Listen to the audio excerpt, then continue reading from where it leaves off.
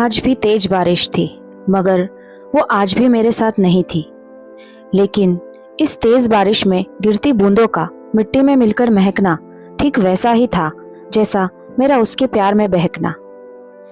सुबह के 7 बजे थे। आज मुझे बाजार में कुछ काम था। बाजार घर से 15 किलोमीटर दूर था। मैं अहमदाबाद के एक पॉश इलाके में रहता था।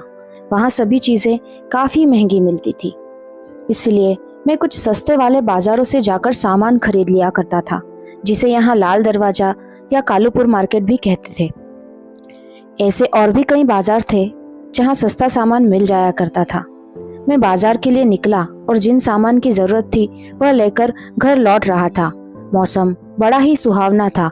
बारिश के बाद हल्की धूप खिली थी। कभी धूप आती तो कभी चली जाती। आसमान कुछ बादलों से अब भी ढका हुआ था। मेरा दिल किया कि मैं कुछ देर नदी के किनारे जाकर बैठ जाऊं। यहाँ पर वस्त्रापुर में एक तालाब था, मगर वहाँ उतना मज़ा नहीं आता था।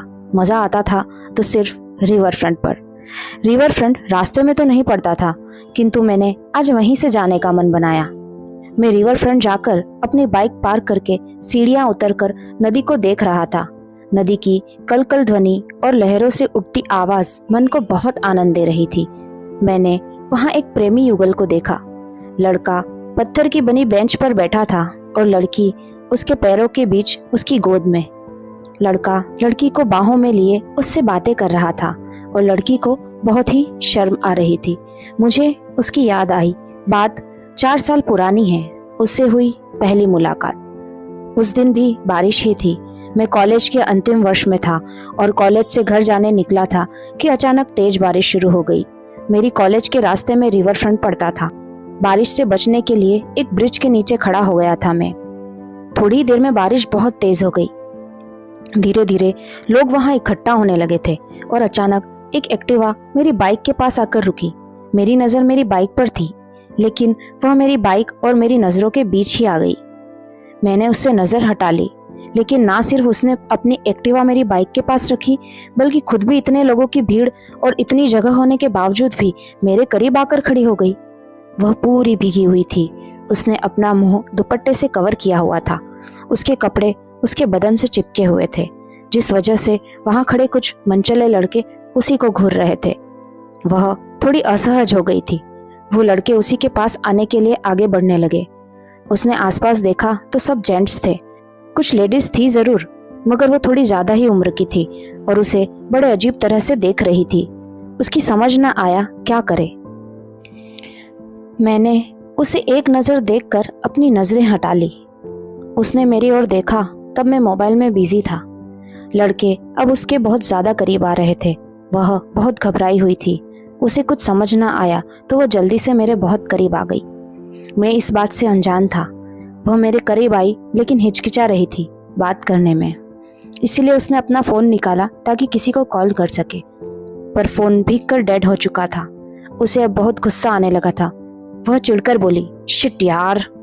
मैंने महसूस किया वह मेरे बहुत पास आ चुकी है। मैंने उसकी ओर देखा। वह मुझे से बात करने के लिए मेरी ओर मुड़ी थी और मैंने अपना मुंह उसकी ओर किया था, जिस वजह से हम दोनों एक दूसरे के बहुत करीब आ गए थे। मेरी आंखें उससे और उसकी मुझसे मिली। उसकी आंखें बहुत खूबसूरत थी। कहते हैं प्यार की शुरुआत आंखों से ही होती है और दिल तक जाती है। मेरे दिल में भी घंटियां बजने लगी थी। मैं उसकी ओर देखे जा रहा था। उसने धीरे से मुझसे कहा, आपका फ़ोन मिल सकता है क्या? मेरा फ़ोन डेड हो गया है। हमारा ले लो मैडम। अब सभी लड़के उसके बहुत करीब आ चुके थे और उनकी इस बात का मतलब मैं अच्छी तरह समझ गया था, मगर वो शायद उस तरह की बातों से अनजान थी।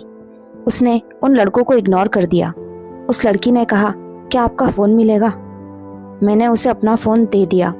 वह मेरा फ़ोन लेकर साइड में जाकर किसी से बातें करने लगी और मैंने घूरकर उन लड़कों की ओर नज़र डाली। उनमें से एक बोला, क्यों हीरो बन रहा है? मैंने कहा, चला जा यहाँ से, तमाशा मत कर, पब्लिक प्लेस है और सभी मेरा साथ देंगे। उसने आसपास नज़रें दौड़ाई तो ज़्यादातर लोग उनकी तरफ ही देख रहे थे। वो लड़के वहाँ से जाने लगे। उस लड़की ने मेरा फ़ोन मुझे दे दिया और देखा कि वो दूसरे लड़के नहीं हैं, तो मुझसे पूछा, उन्हें तुमने भगाया? मैंने हाँ में गर्दन हिला दी। वैसे थैंक यू, उसने कहा। अब वह मुझसे थोड़ी दूरी पर खड़ी हो गई और अपने मुंह से दुपट्टा खोलने लगी। जैसे जैसे उसके चेहरे से नकाब हट रहा था, मेरे दिल की धड़कनें बढ़ती जा रही थी। उसने अपना पूरा मुंह खोल दिया और दुपट्टे का पानी निचोड़ने लगी।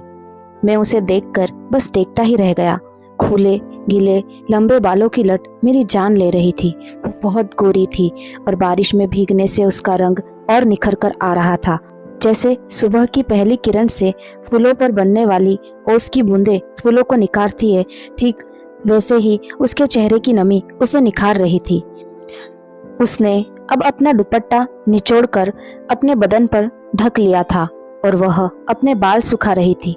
वो दिन मेरी जिंदगी का सबसे खूबसूरत दिन था। तभी एक कार वहां आकर रुकी।